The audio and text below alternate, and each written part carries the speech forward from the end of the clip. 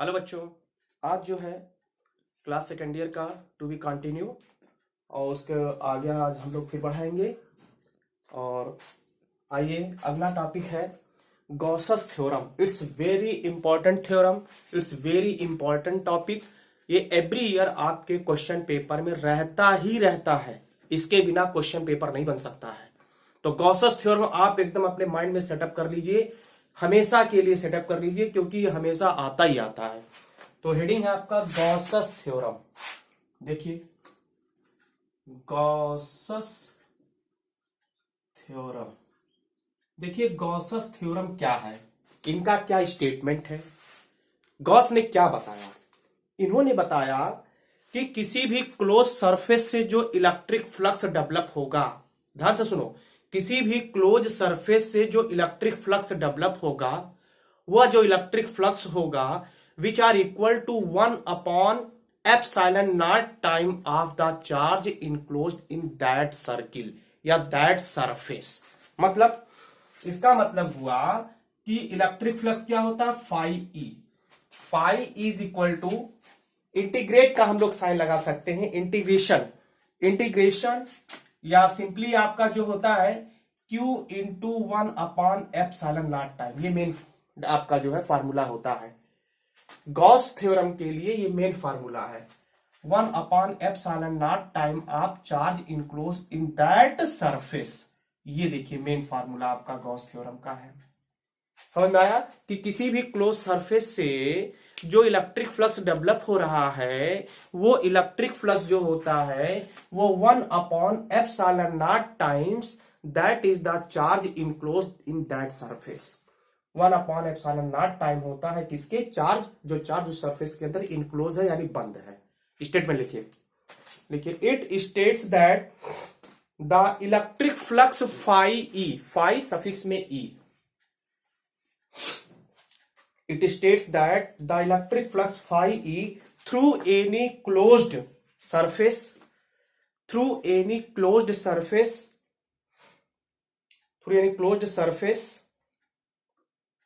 is equal to, language में लिखेंगे, is equal to 1/एप्सिलॉन नॉट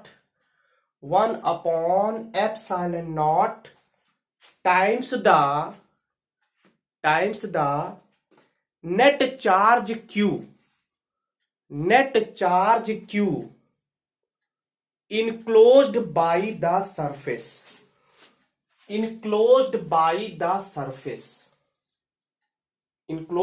the surface, ये इनका स्टेटमेंट हुआ। ये फॉर्मूला आप लोग लिख लिए, phi is equal to Q into 1/एप्सिलॉन naught time.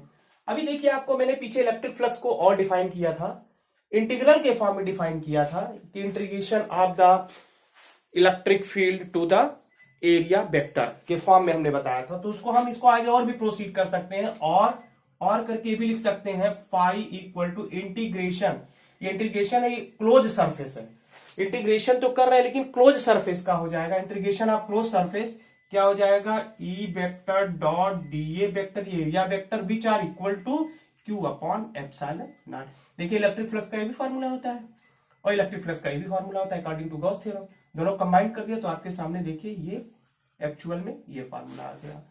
Phi equal to integration of close surface, पूरे होल सरफेस के लिए हो गया, E dot D equal to Q/एप्सिलॉन नॉट हो गया। इसको भी नोट कर लीजिए। चलिए आगे हेडिंग डालिए। हेडिंग है प्रूफ ऑफ गॉसस थ्योरम। देखिए यहां पे proof of Gauss's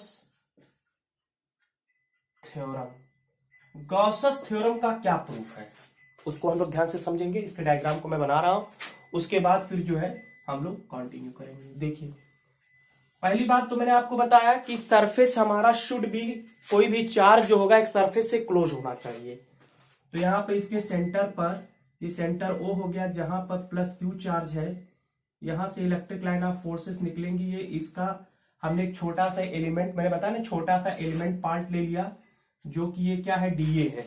element part क्या है, डीए हो गया।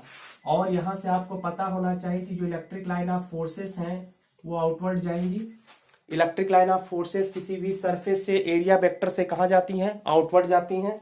तो ये देखिए आपका आउटवर्ड जा रही हैं एरिया वेक्टर, तो इसका मतलब आपका ये क्या हो गया, इलेक्ट्रिक फील्ड क्या हो गया, इलेक्ट्रिक फील्ड ही हो गया। और इस पॉइंट, ये जो हम लोग का पॉइंट जहां पे आप ले रहे हैं, ये पॉइंट इसको हम पी कंसीडर कर लेते हैं, ये पॉइंट क्या हो गया, पी कंसीडर कर लेते हैं। और दूसरी बात जो है, इस सरफेस का जो एरिया वेक्टर होगा वो हमेशा सरफेस के क्या होता है, परपेंडिकुलर होता है। इसका मतलब ये डी ए वेक्टर हो जाएगा, डी ए वेक्टर हो जाएगा, सरफेस के क्या हो जाएगा, परपेंडिकुलर हो जाएगा। और ये आर डिस्टेंस पर, ये जो पॉइंट पी है सरफेस पे वो आर डिस्टेंस पर है। और पूरे सर्किल, ये जो आपका स्फीयर है लिया गया है, उसका एरिया क्या है, वो ए है। ये डीए जो है ये एलिमेंट एरिया है, मानी छोटा सा ये जो पार्ट हमने घेरा है, ये सिगमेंटल पार्ट है, ये पूरे का जो पार्ट लिया गया वो डीए पार्ट हो गया, ठीक है। और यहाँ पे पॉइंट पी है, तो इलेक्ट्रिक फील्ड क्या होगा, आउटवर्ड जाएगा। और ये पॉइंट चार्ज है, प्लस क्यू पॉइंट चार्ज है, इसके सेंटर पे पॉइंट क्यू चार्ज है। अब इसके थ्रू हमको जो है गॉस थ्योरम को प्रूव करना है। तो आप बताइए, इस छोटे से सेगमेंट के कारण इलेक्ट्रिक फ्लक्स कितना डेवलप होगा। तो छोटे से सेगमेंट के कारण जो इलेक्ट्रिक फ्लक्स होगा वो d phi E is equal to, क्या फार्मूला बनेगा, E vector dot d A बनेगा कि नहीं बनेगा, बोलिए।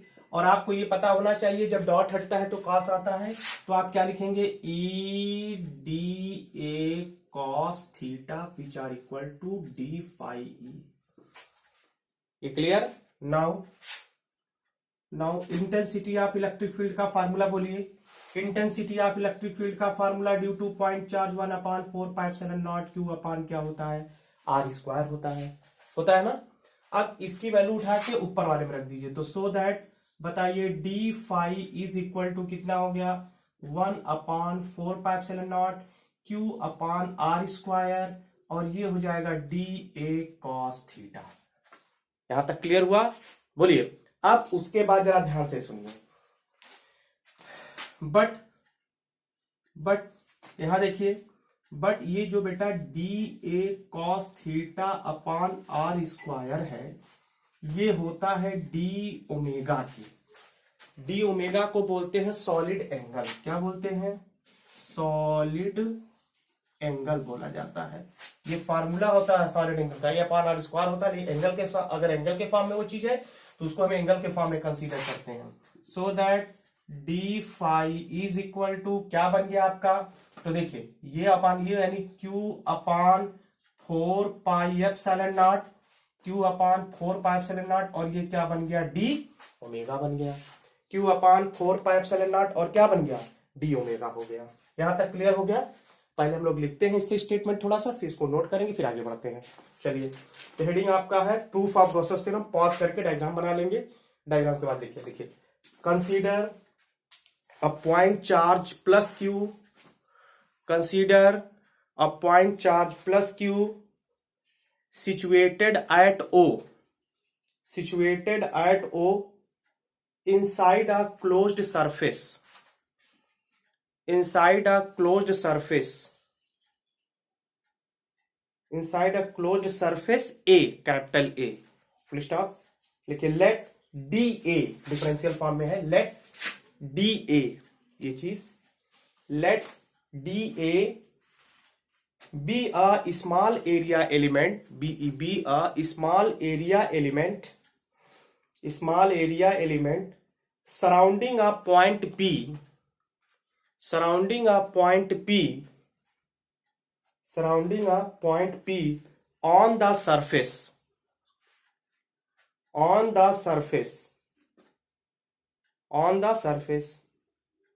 therefore electric flux through the area element dA is, यहां से यहां तक का नोट कर लीजिए पॉज करके। ओके, चलिए अब इसके बाद का देखिए कहानी क्या है। अभी प्रूफ कहां हुआ है, इसकी बाद की कहानी देखिए, ध्यान से समझिए।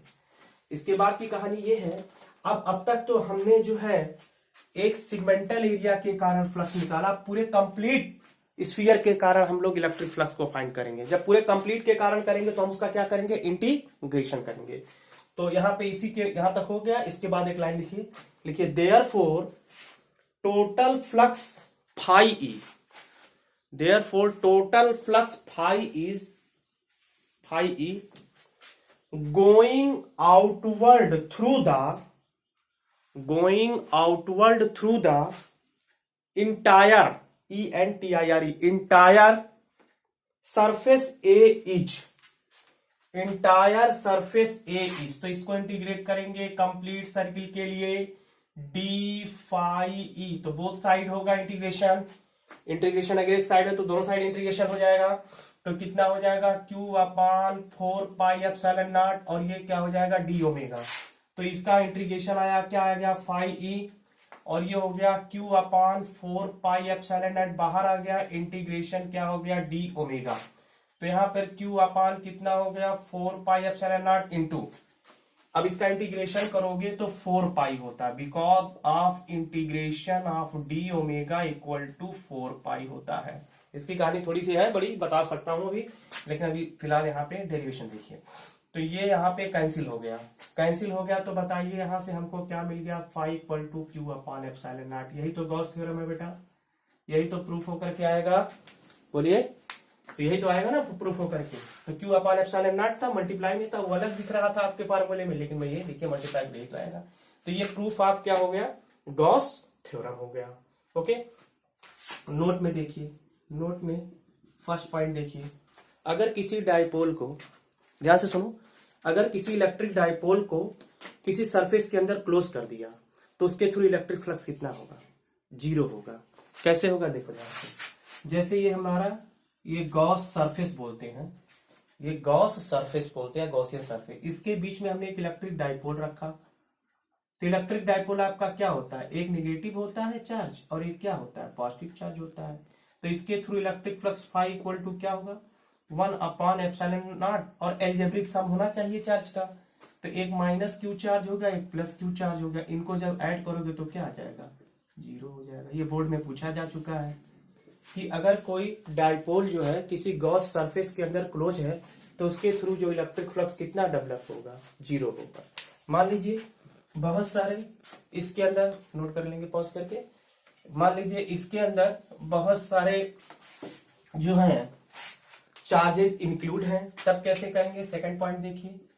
मान लीजिए यही आपका गॉसियन सरफेस है, इसके अंदर जो है बहुत सारे आपके चार्ज रखे हैं। मान लीजिए ये Q1 चार्ज है, ये Q2 चार्ज, ये माइनस Q3 चार्ज है, ये माइनस Q4 चार्ज है, और ये प्लस Q5 चार्ज है। तो इसके थ्रू इलेक्ट्रिक फ्लक्स क्या होगा, सिंपली सी बात है कि इनका 1 अपान एप्सिलॉन नॉट टाइम होगा, और सबका क्या हो जाएगा एल्जेब्रिक सम हो जाएगा। कैसे होगा, Q1 plus Q2 plus Q3 plus Q4 और प्लस Q5, ये यहां पर हो जाएगा।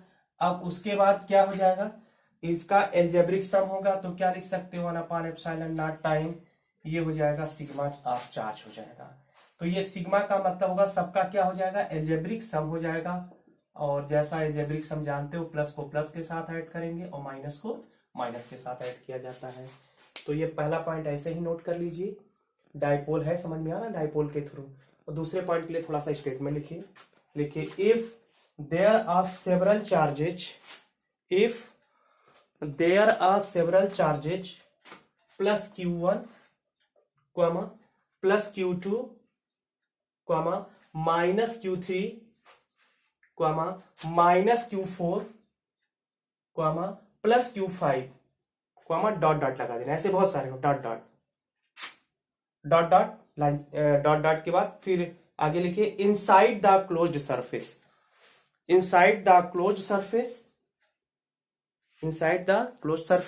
Line change, hence the total flux through the surface, hence the total flux through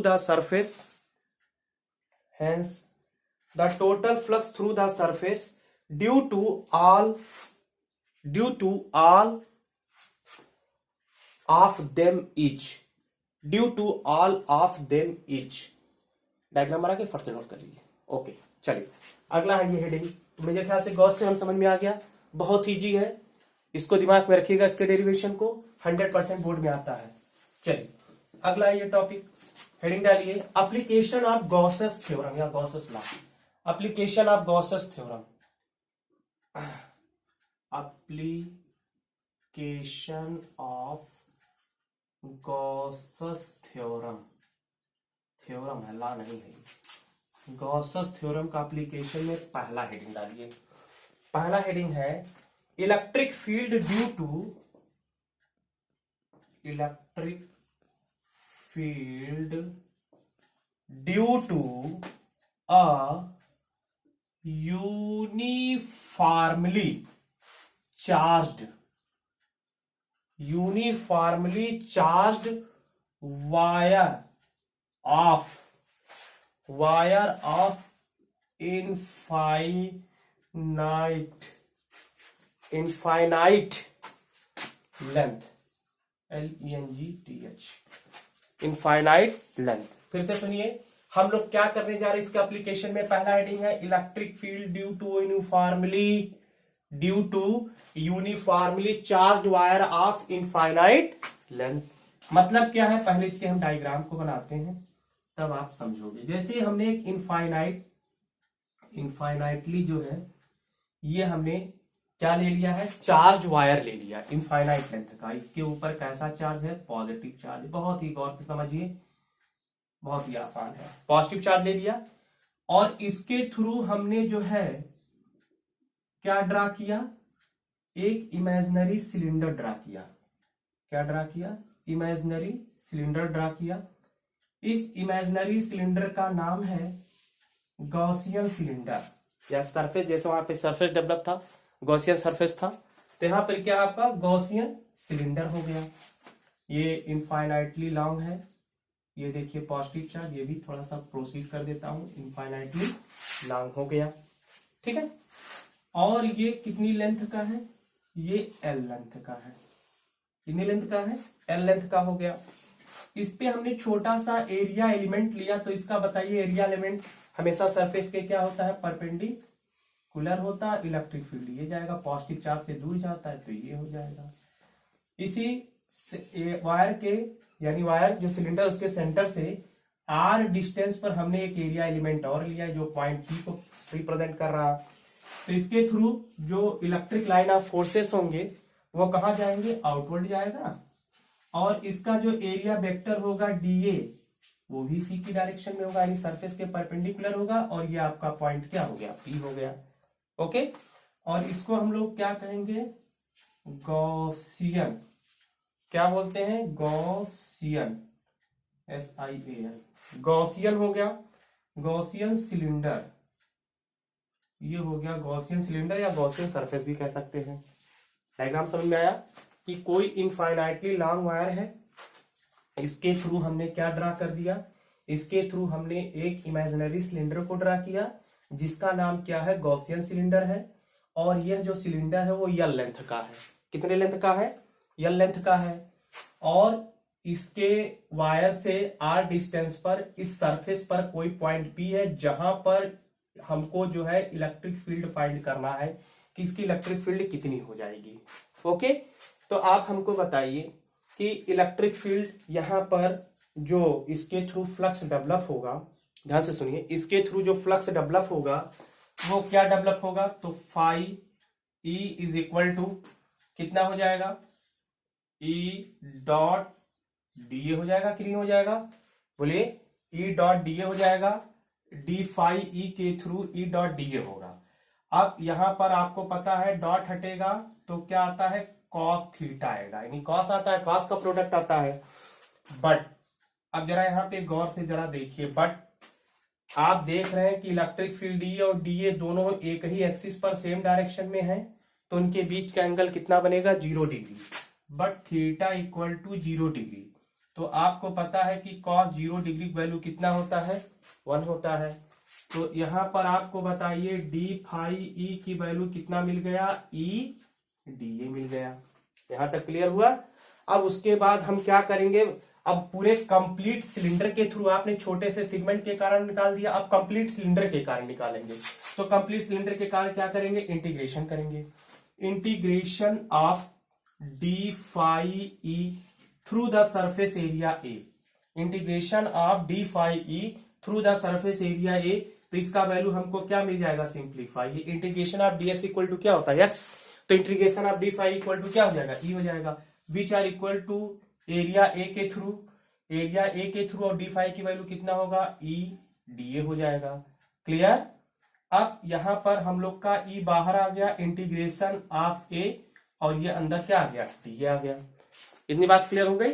और सुनिए, अब ध्यान से सुनिए।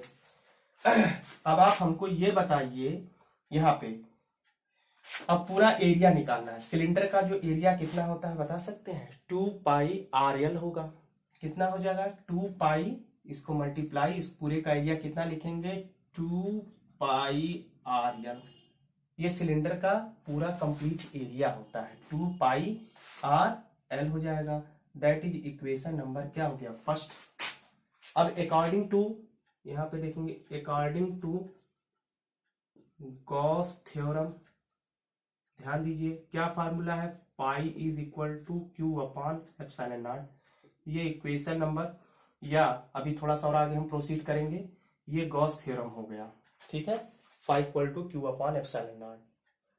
फिर से समझिए, यहां पर आप देख रहे हैं ऐसा क्यों किया मैंने, क्योंकि यहां पर देखिए इलेक्ट्रिक फील्ड जो होगा पॉजिटिव चार्ज से दूर जाएगा तो आउटवर्ड हो जाएगा, और एरिया एलिमेंट हमने छोटा सा सेगमेंट ले लिया है, और उसका एरिया वेक्टर हमेशा उस सरफेस के क्या होगा, परपेंडिकुलर होगा, तो हमने परपेंडिकुलर शो कर दिया। अब उसके बाद हमने ये देखा, क्या देखा कि इन दोनों का जब हमने फ्लक्स फाइंड किया तो d phi equal to E dot d A हुआ। तो आपको पता होना चाहिए, वेक्टर में आपने पढ़ा होगा डॉट प्रोडक्ट और क्रॉस प्रोडक्ट, जब डॉट हटेगा तो क्या आ जाएगा, कॉस थीटा आ जाएगा, और कॉस थीटा का मतलब क्या हो गया, 0 डिग्री। तो कॉस 0 क्यों हुआ, क्योंकि दोनों एक ही एक्सिस पर सेम डायरेक्शन में है, इसलिए 0 हो जाएगा। तो कॉस 0 की वैल्यू क्या होगा, 1, यानी कॉस 0 डिग्री की वैल्यू 1 हो गया। तो यहाँ पे आपने क्या कर दिया, सीधे डॉट हट के पुरानी ई डी ए आ गया। अब हमको क्या करना है, इस एरिया के एलिमेंट के थ्रू आपने निकाला, अब हम पूरे कंप्लीट सरफेस के थ्रू निकालेंगे, यानी गॉसियन सिलेंडर के थ्रू निकालेंगे, तो उसका इंटीग्रेशन करेंगे।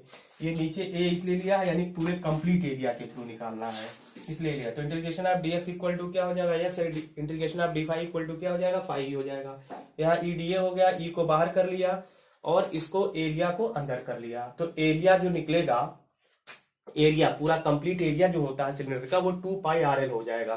कितना हो जाएगा, 2 पाई आर एल हो जाएगा। According to Gauss theorem, Gauss theorem क्या है, phi E equal to Q upon epsilon naught. यहां तक क्लियर हुआ।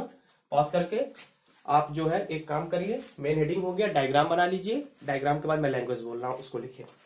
देखिए थोड़ा सा लैंग्वेज लिखना जरूरी होता है। लिखिए, consider a uniformly charged wire of infinite length, charged wire of infinite length, charged wire of infinite length having a constant linear charge density, linear charge density. देखिए यहाँ पे लैम्डा मैं लिख रहा हूं ऐसे, लैम्डा यहाँ पर देखिए, linear charge density lambda, lambda coulomb पर मीटर, इसका यूनिट होता है लैम्डा कूलाम पर मीटर। ओके, आगे लिखिए, फुल स्टॉप, आगे लिखिए, लेट पी, पॉइंट पी, यहां देखिए पॉइंट पी है, let P be a point, let P be a point distant r, diagram में भी देखते चले, distant r from the wire at which electric field E, E के ऊपर vector capital E, electric field E के ऊपर vector, electric field E is required, electric field E is required. Therefore electric flux through, therefore electric flux through area element d A is, area element DA, differential form DA is, ये आप यहां तक जो मैं इसको हाथ से दिखाया हूं आप उसको नोट करिए, पहले यहां तक नोट करिए, जल्दी से पॉज करके फट से नोट करिए। ओके, अब एक लैंग्वेज लिखिए, लाइन चेंज करके लिखिए, hence the electric flux through the Gaussian surface is, hence the electric flux through the Gaussian surface is। अब यहां से कंप्लीट नोट कर लीजिए नीचे तक का, ओके, पॉज करके नोट कर लीजिए। ओके चलिए, अब इसके बाद देखिए, अभी डेरिवेशन कंप्लीट नहीं हुआ, देखिए इसको थोड़ा मिटा देते हैं, जगह हो जाएगा। यहां देखिए, अब यहां पर अभी मैंने कहा लीनियर चार्ज डेंसिटी क्या होगा, देखिए ध्यान से इसके बाद, बट लीनियर चार्ज डेंसिटी क्या होता है, लैम्डा, लैम्डा इक्वल टू क्या होता है, चार्ज पर यूनिट लेंथ, उसी को लीनियर चार्ज डेंसिटी कहते हैं। और Q equal to lambda into क्या हो जाएगा, यल हो जाएगा। तो सो दैट यहां रखो, so that phi is equal to lambda into L upon क्या हो गया, एप्सिलॉन नॉट हो गया।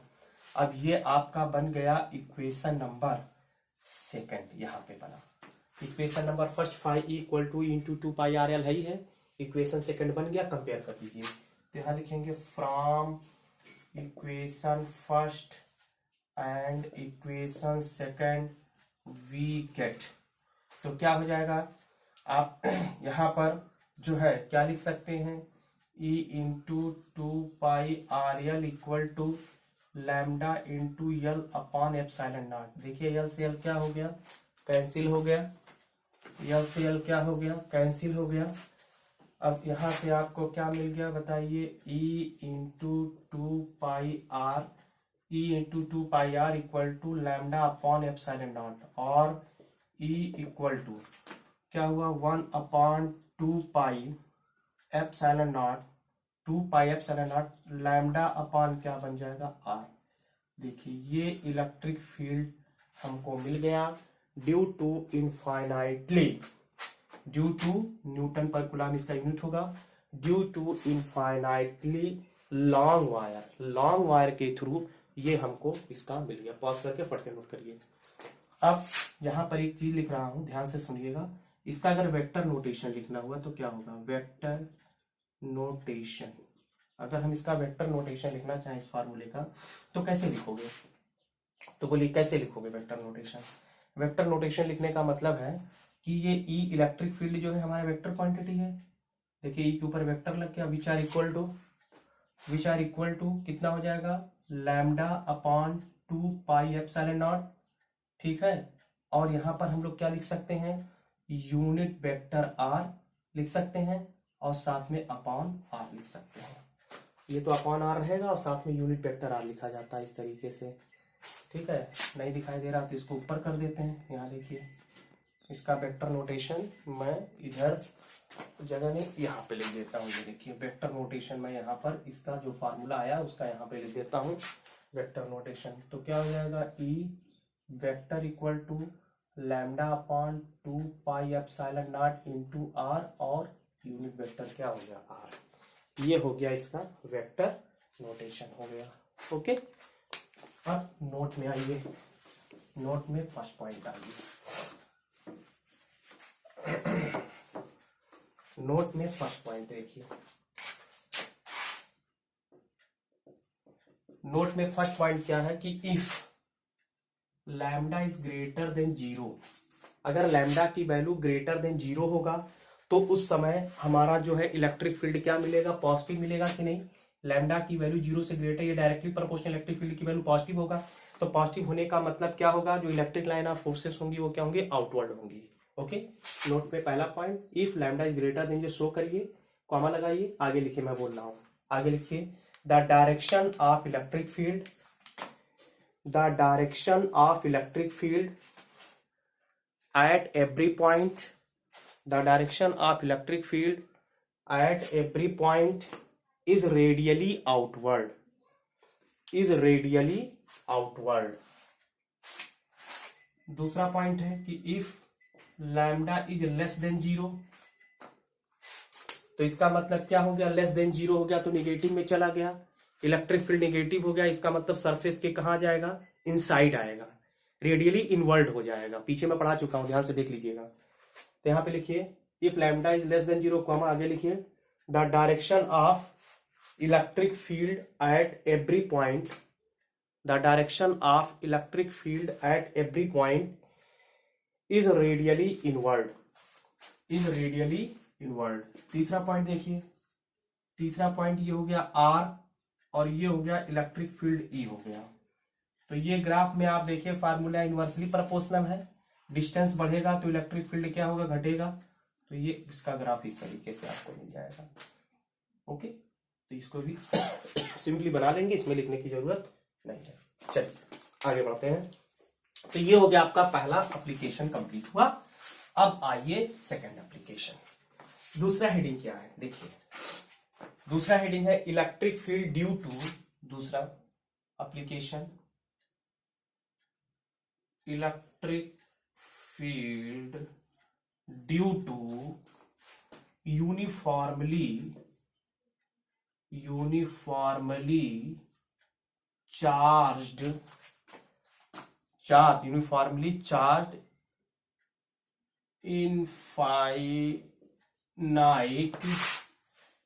इनफाइनाइट प्लेन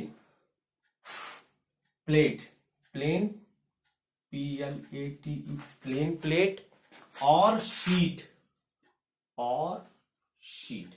चाहे प्लेन प्लेट कहिए चाहे शीट कहिए, उसके थ्रू हमको जो है इलेक्ट्रिक फील्ड जो है यहां पे फाइंड आउट करना है।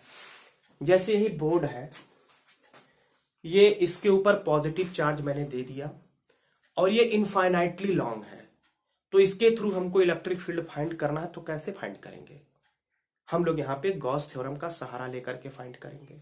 वो कैसे, पहले जरा मैं डायग्राम बना रहा हूं, ध्यान से आप लोग डायग्राम बनाएंगे, क्योंकि सारी कलाकारी इसकी डायग्राम की है, इसलिए बहुत ही ध्यान से इसके डायग्राम को बनाएंगे।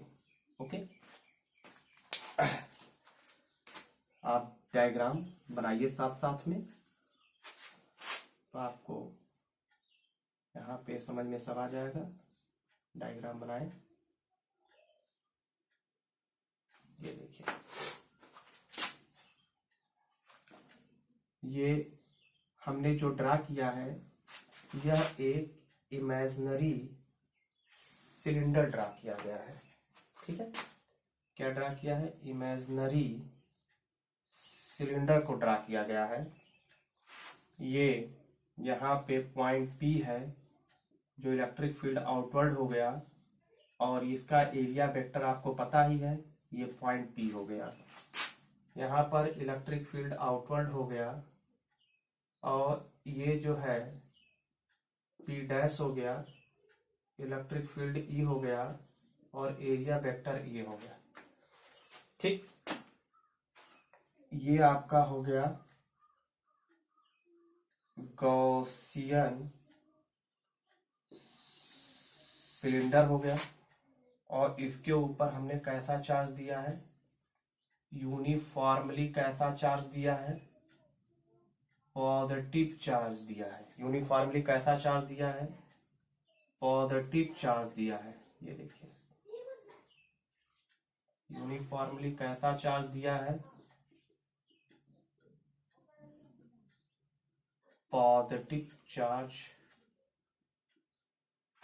चार्ज दिया है। ये देखिए, यूनिफॉर्मली पॉजिटिव चार्ज दिया है।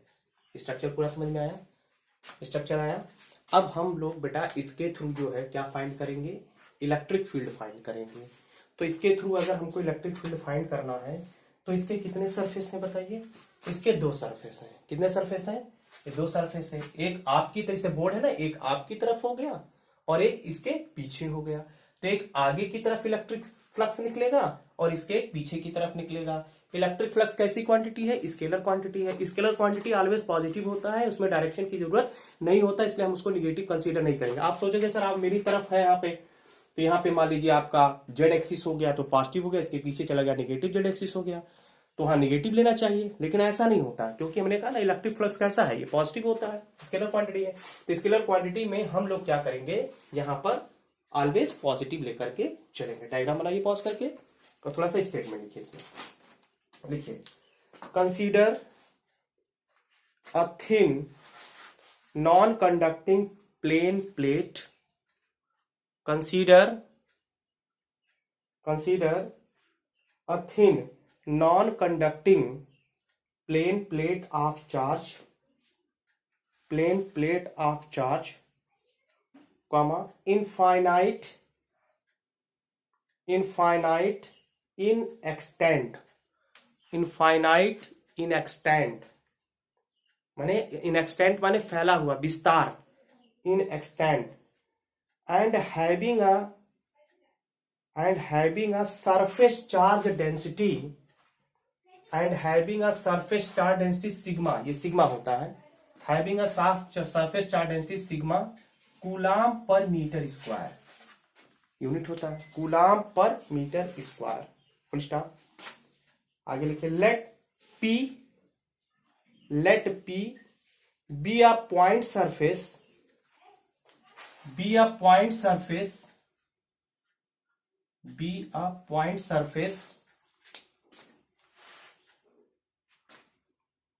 let P be a point surface, एक minute, let P be a point surface नहीं कैंसिल करिए, let P be a point distance लिखिए, surface नहीं, distance r, small r, from the plate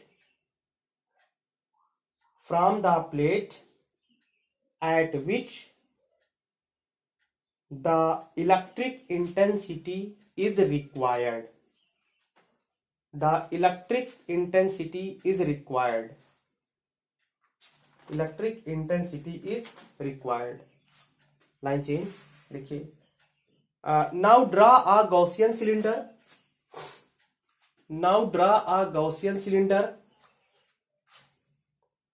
cutting through the plate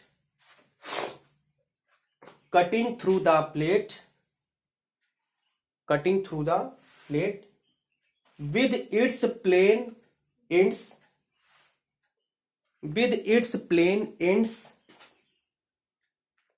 parallel to the plate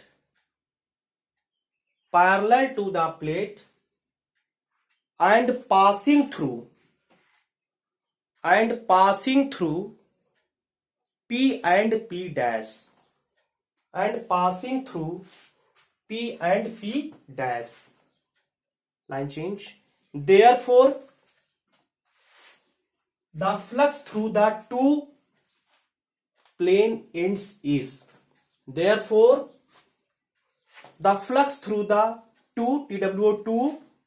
plane ends is, देखिए एक plane surface इस तरफ हो गया, एक प्लेन सरफेस इसके क्या हो गया, बिहाइंड हो गया, तो इसके थ्रू हमको जो है यहाँ पे इलेक्ट्रिक फ्लक्स को फाइंड आउट करना है। तो अब देखिए आप इसको डायग्राम बना लेंगे, लैंग्वेज लिखा दिया, डायग्राम बना लेंगे। अब उसके बाद देखिए इसके थ्रू जो है हम लोग को फ्लक्स निकालना है, बिटा दें, ओके। देखिए डायग्राम बन गया है आपका, देखिए तो इसके थ्रू जो होगा फ्लक्स क्या होगा, phi E is equal to integration of complete area surface, क्या होगा, ई डॉट डी ए, ये हो गया आपका जो आउटवर्ड है उसके थ्रू, प्लस अब जो बैकवर्ड है उसके थ्रू निकाल लेंगे, ए फार्मूला वही लगेगा, ई डॉट डी ए हो जाएगा। ओके, सिंपली आपको पता है, बार बार मुझे बताने की जरूरत नहीं है, डॉट हटेगा तो क्या आ जाएगा, कॉस आ जाएगा, इंटीग्रेशन ए आपका क्या हो गया, d A cos theta plus integration A E D A cos theta, बस बट वही दोनों एक ही एक्सिस पर सेम डायरेक्शन में है, एरिया वेक्टर इलेक्ट्रिक फील्ड, तो क्या होगा, but theta equal to 0 degree, तो यहाँ पे क्या हो गया, कॉस 0 डिग्री वैल्यू 1, तो so that phi is equal to area A, तो क्या हो गया, ई डी ए और प्लस इंटीग्रेशन ऑफ ए, ये क्या हो गया, ई डी ए हो गया। ओके, नाउ अब यहां पर ई को हमने बाहर किया, integration of A D A, plus E को बाहर किया, integration of A D A, integration of dx equal to X, उसी तरीके से integration of dy equal to A हो जाएगा। तो ये क्या होगा, e यहाँ पर a हो गया और प्लस आल्सो ई ए, मिल करके कितना हो गया, मिल करके हो गया 2EA, 2EA हो गया ना, बोलिए ये हो गया किसके through, 5E, that is equation number first. यहां तक क्लियर हुआ। अब आइए इसके आगे देखिए, यहां देखिए, अब गॉस थ्योरम लगा दीजिए, बहुत आसान है। अकॉर्डिंग टू गॉसस थ्योरम क्या है, phi equal to Q upon epsilon naught, phi is equal to Q upon epsilon naught हो जाएगा। But we know that, but surface charge density sigma equal to charge present per unit area और charge equal to sigma into A, so that phi equal to sigma A upon epsilon naught, that is equation number second. अब compare कर देते हैं, from equation first and equation second we get, क्या obtained होगा यहां से, 2EA equal to sigma A upon epsilon naught, A से क्या हो गया कैंसिल, यहां से E की वैल्यू मिल गया सिग्मा अपॉन 2 एप्सिलॉन नॉट। देखिए बेटा, आपको ये एक बेहतरीन फार्मूला मिल गया। क्या मिल गया फार्मूला, आपको मिला है intensity of electric field due to uniformly charge infinite plane. से बहुत आता है बोर्ड में ये derivation, very most important derivation. इसके पहले जो बताया वो भी डेरिवेशन बहुत ही इंपॉर्टेंट है। ओके, तो मेरे ख्याल से बहुत अच्छी ढंग से आपको ये समझ में आ गया। इसको बेटा एक बार में नहीं समझ में, रिवाइज करिए, रिवाइज एंड रिवाइज एवरी, आप पर डे आप एक डेरिवेशन करिए, पर डे एक डेरिवेशन की प्रैक्टिस रफ में करिए। पर डे आप एक डेरिवेशन की प्रैक्टिस करेंगे तो महीने में 30 दिन होता है, तो 30 डेरिवेशन तैयार हो जाएगा आपको, उसी 30 डेरिवेशन में से ही बोर्ड में घूम फिर करके आता है। तो आप जो है थोड़ा सा ध्यान देंगे तभी आपका कॉन्फिडेंस लेवल बढ़ेगा, ऐसे नहीं बढ़ेगा। इसको प्रैक्टिस करिए खूब। ओके, पॉज करके नोट करिए। ओके, अब यहाँ पे फिर वही चीज है जो है नोट में जो मैंने पीछे लिखाया था कि अगर सिग्मा की वैल्यू ग्रेटर देन लैम्डा की वैल्यू ग्रेटर देन 0 है तो इलेक्ट्रिक फील्ड क्या होगा आपका, आउटवर्ड होगा, लेस देन 0 है तो इनवर्ड होगा। वही चीज इसमें भी होता है, sigma is greater than 0 than electric field क्या हो जाएगा, नॉर्मली आउटवर्ड हो जाएगा। और इफ द सीट कैरीज, तो उस समय क्या होगा, पॉजिटिव चार्ज को क्रिएट करेगा। If sheet carries negative charge तो सिग्मा इज लेस देन 0 हो जाएगा, तो फील्ड क्या होगा, along inward normal to the plane. Note में लिख सकते हैं, नोट में फर्स्ट पॉइंट लिख सकते हैं। आइए चलिए लिखवा ही देते हैं, जब सबके लिए लिखवा रहे हैं तो इसके भी लिखवा देते हैं। चलिए नोट में फर्स्ट पॉइंट हो जाएगा। नोट में फर्स्ट पॉइंट ये हो गया कि if sigma is greater than 0 comma, if sigma is greater than 0, ये लिखिए, आगे लिखिए, the electric field is uniform, the electric field is uniform comma normal and outwards, normal and outwards, normal and outwards from the sheet, from the sheet. और दूसरा point इसी का उल्टा हो जाएगा, सिग्मा इज लेस देन 0, इसको आप लोग लिखिए शो करके। सेकंड पॉइंट लिखिए, the field is uniform, the field is uniform and along the inward, and along the inward, along the inward normal to the plane, normal to the plane। Okay, तो आपने देखिए बहुत बड़े बड़े derivation आज 2 पढ़े, और उसके बाद हम लोग का सिर्फ एक टॉपिक और रह जाएगा डेरिवेशन का, और उसको हम नेक्स्ट लेक्चर में देंगे। बस वो लास्ट टॉपिक, उसके बाद आपका ये चैप्टर कंप्लीट होगा। उसके बाद फिर मैं न्यूमेरिकल आपको कराऊंगा, धैर्य बनाइए, न्यूमेरिकल कराऊंगा, उसके बाद देन आपका नेक्स्ट चैप्टर मैं स्टार्ट करूंगा। तो एक बार पुनः आपको इस वीडियो को देखने के लिए तहे दिल से धन्यवाद।